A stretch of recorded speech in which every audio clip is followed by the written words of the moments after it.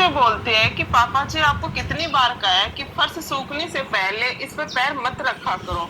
तो कितनी मुश्किल से तो नौकरानी ने पोछा लगाया था। और ससुर बोलते हैं कि बेटा इस उम्र में पेशाब की इच्छा होती है तो नहीं रुका जाता है, तो नौकरानी से कह दो कि फिर से पोछा लगा देगी। तो बहू गुस्से में बोलते हैं कि नौकरानी पूरे दिन पोछा ही लगाती रहेगी क्या?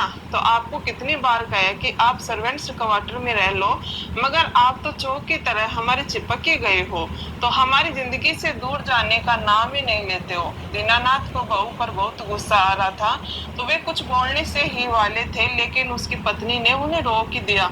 तो दीनानाथ जी ने अपने जीवन की सारी बचत लगाकर ये घर बनाया था, और सेवानिवृत्त होने के बाद जो पैसे मिले थे वो भी यह घर बनाने में ही खर्च हो गए थे। तो दीनानाथ जी ने सोचा था कि सपनों के घर में बुढ़ापा चैन से गुजरेगा, मगर वक्त का तगाजा तो देखिए, आज उन्हीं के घर में उन्हें नौकरों के लिए बनाए गए कमरों में रहने के लिए कहा जा रहा था। शाम को बेटा घर आया तो दीनानाथ जी बोले कि बेटा तुम बहू को समझा दो, वह मुझे नौकरों के क्वार्टर में रहने के लिए कह रही है। तो बेटा तुनक कर बोलता है कि पापा जी निशा सही तो कह रही है, यहाँ चिकने फर्श पर आपके गिरने का भी डर है, और सर्वेंट्स क्वार्टर में ये समस्या तो नहीं रहेगी, और आप बेवजह निशा से मत उलझा करो। तो मम्मी ने आपकी आदतों को जिंदगी भर सहन कर लिया है, तो इसका मतलब ये नहीं है कि बहू भी सहन करेगी। तो बेटे के कड़वा जवाब सुनकर दीनानाथ जी स्तंभ रह गए, और आज भी अपनी पेंशन से घर खर्च चला रहे थे, फिर भी इतनी अपेक्षा। तो वे अंदर तक बिलबिला उठे। बेटा झल्लाता हुआ चला गया, और बेटे और पोतों के साथ रहने के लालच ने उन्हें रोक लिया, वरना वे कुछ कड़वा कहने ही वाले थे।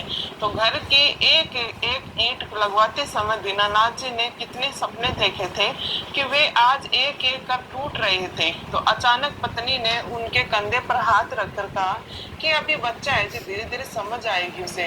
तो वो एक फीके से हंसी हंसकर बोलते हैं कि बच्चा नहीं है, ये 2 बच्चों का बाप बन चुका है।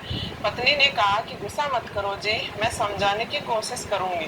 तो अगले दिन दीनानाथ जी सुबह का नाश्ता करके बालकनी में बैठकर सुबह की धूप का आनंद ले रहे थे कि बेटा पास में आकर खड़ा हो गया। दीनानाथ जी ने सोचा कि कल की कड़वी बातों के लिए माफी मांगने आया है।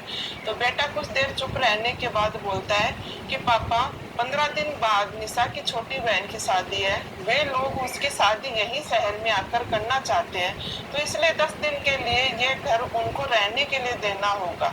तो बेटा आगे बोलता है कि आप चिंता मत करो, मैंने आप और मम्मी के लिए रहने के लिए पास वाले होटल में कमरा बुक करवा दिया है।